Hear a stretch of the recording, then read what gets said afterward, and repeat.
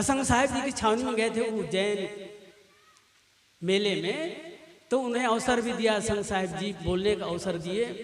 जब बोलने का अवसर दिए, असंग साहब जी ऐसे व्यवहार कुशल उठ गए, महापुरुष को आते ही उठ गए, जैसे साहब गए उठ गए अपने गद्दी से, और जो सीढ़ी लगी ना सीढ़ी किनारे वह पहुंच जाते हैं और हाथ जोड़ करके आइए आइए, और वहां फिर गद्दी पर बिठा दिया गया।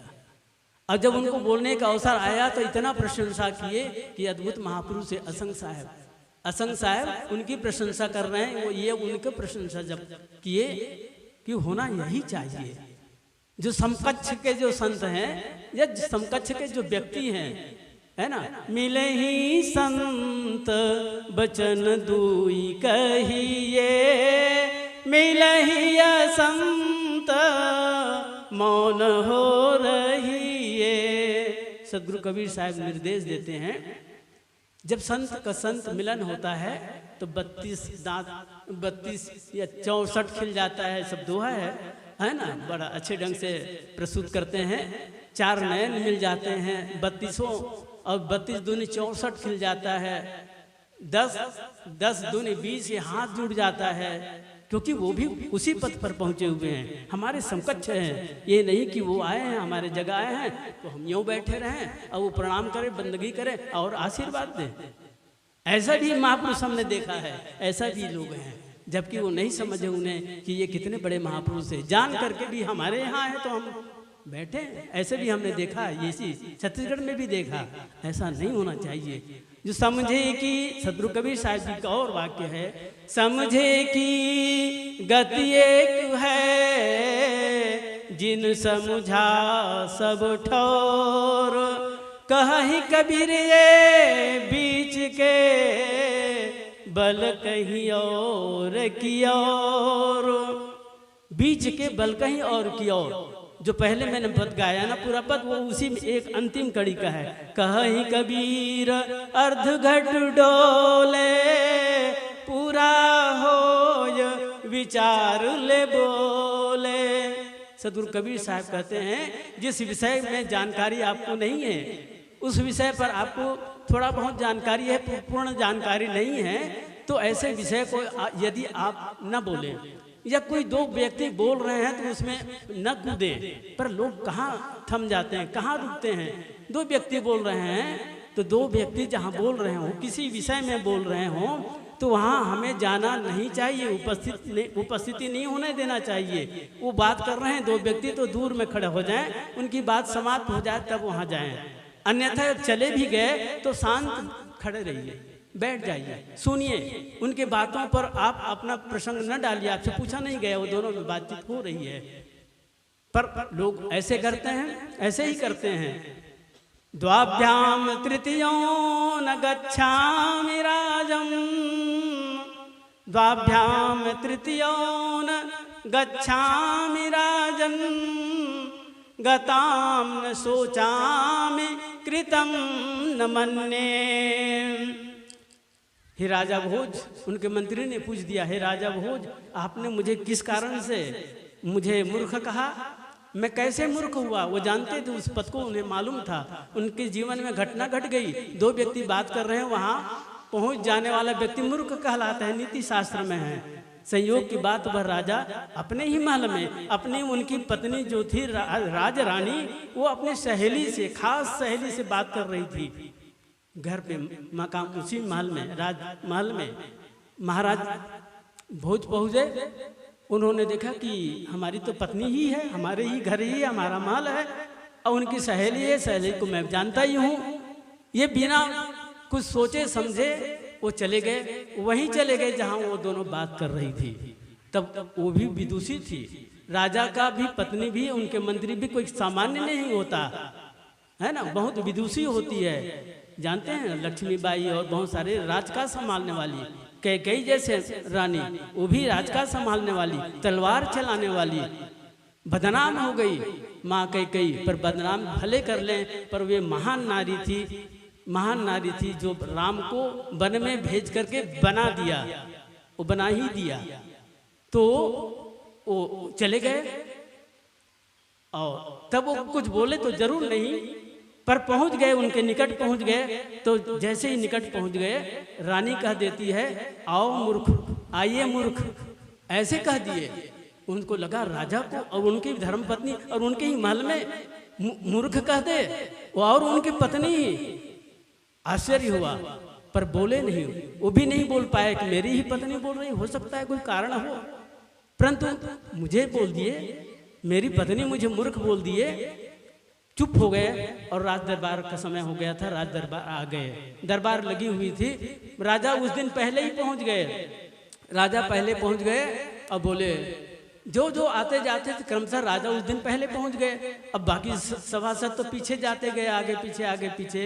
तब जो जो आते जाते थे तो कहते थे, आइए मूर्ख, अभी हमारे साहब जी आ रहे हैं, हम आपको संबोधन न समझे, है ना, वो कथा की प्रसंग है, उसी कथा का प्रसंग मैं बोलूँगा, है ना। हाँ, तो आइए मूर्ख, बैठिए। जो आते थे सभासद सब तो सुन लिए, सब उत्तर दे नहीं पाते थे, राजा के सामने कैसे बात करें। तब हुआ क्या, अंतिम क्षण में जो विशेष विशिष्ट व्यक्ति होता है उनका आगमन होता है। तब उनके प्रधानमंत्री पहुंचे और उनको ही जैसे निकट पहुंचे तैसे ही बोल दिए कि आइए मूर्ख, बैठिए, आसन ग्रहण करिए, आइए मूर्ख। अब उनको रहा नहीं गया, अरे आज तक राजा कभी ऐसा बोला नहीं मुझे, सम्मान करते हैं, पिता तुल्य समझते हैं, मित्र समान समझते हैं, पर आज हुआ क्या राजा को। अब ये नहीं पता था कि सबको ही मूर्ख बोल रहे हैं, आइए मूर्ख कह रहे हैं, ऐसा सबको पता ही नहीं था। वो पीछे पहुंचे ना, पर उन्हें मन ही मन बड़ा दुख भी हुआ और इसका उत्तर देना चाहिए, मैं उत्तर दूंगा ही, या प्रश्न पूछूंगा ही, उत्तर उन्हीं से लूंगा कि मुझे मूर्ख क्यों बोले, क्यों कहे। तो रहा नहीं गया, फिर बैठ गए, फिर खड़ा हो गए। बैठने के पश्चात उनका अभिवादन स्वीकार किए, बैठ गए। बैठने के बाद फिर हाथ जोड़कर खड़ा हो गए, महाराज आपसे मैं प्रश्न करता हूँ, प्रश्न पूछना चाहता हूँ। हाँ हाँ पूछिए। बोले, आपने मुझे मूर्ख कैसे कहा, क्यों कहा, क्या कारण पड़ा आज मुझे। कभी नहीं बोले थे महाराज, आप मेरे स्वभाव को जानते हैं, मैं भी आपको जानता हूँ, पर कभी आपने भी नहीं बोला, अब आज बोल दिए, इसका कारण क्या है, कुछ हो सकता है।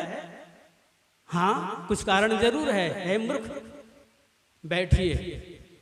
तो उन्होंने कहा कि नहीं, मैं बैठूंगा नहीं, अब मैं नहीं बैठूंगा, मैं उत्तर चाहता हूं, क्यों कहा। तो उन्होंने, रहा नहीं गया, राजा तो यही चाहते थे कि वो उस प्रश्न में रानी ने जो मुझे कही उसी का उत्तर मैं ढूंढ रहा हूं, बाद में बोलेगा। तो मंत्री ने कहा कि क्यों कहा, मुझे क्या कारण है, मुझे क्या कमी है। द्वाभ्याम तृतीयोन गच्छा, ये पीछे है, किम कारणम भोज भवामि मूर्ख। हे महाराज भोज, आपने किस कारण से मुझे मूर्ख कहा। मूर्ख होने का काम मैं करता ही नहीं हूं, क्योंकि मैं जानता हूं, शास्त्रों में उल्लेख है, द्वाभ्याम तृतीयोन गच्छामि राजन, गताम न सोचामि कृतम न मन्ये।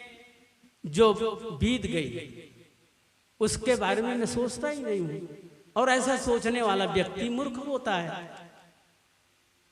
गताम न सोचामि कृतम न मन्ये, और अपने किए हुए काम को मैं उनका प्रशंसा भी नहीं करता, बड़ाई भी नहीं करता। महाराज यही बड़ाई करते रहे ना, अपने ही बल शक्ति शौर्य।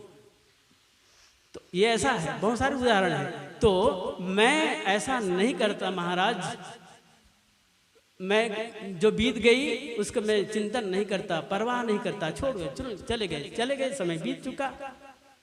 गताम न सोचामि कृतम न मन्ये, और किए हुए कर्म को मैं पछतावा भी नहीं करता, जो हो गया सो हो गया भाई, अब आगे के हम सोचे और सावधान होंगे।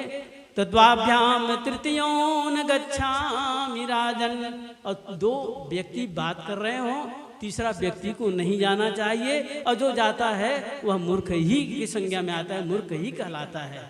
राजा को समझ आ गई कि बात ठीक है, मैं दो, हमारी ही पत्नी ही, मेरे ही महल में मेरी उनकी सहेली दोनों बात कर रहे थे और मैं चला गया। हाँ अब उत्तर मिल गया। तो कथा है बहुत, मैं ये सब मैं भी नहीं करता, दो व्यक्ति बात कर रहे हैं, मैं नहीं जाता वहाँ, तो कौन सा कमी है। तो उन्होंने कहा, धन्यवाद दिया, शाबाश दिया मंत्री जी, आप तो मेरे मित्र हो, मेरे पिता तुल्य भी हो, ठीक उत्तर मुझे मिल गया। मैं उत्तर चाहता था, मैं आपको सही ढंग से दिल से मूर्ख नहीं कहा, और जितने भी सभासद बैठे हैं किसी को भी मैं मूर्ख हृदय से नहीं कहा। मैं उत्तर जानना चाहता था। किसी व्यक्ति ने, किसी सभासद ने उत्तर नहीं दिया। आप में वह योग्यता है और आप मेरे परवाह किए बिना आपने उत्तर दिया और मुझे उत्तर मिल गया।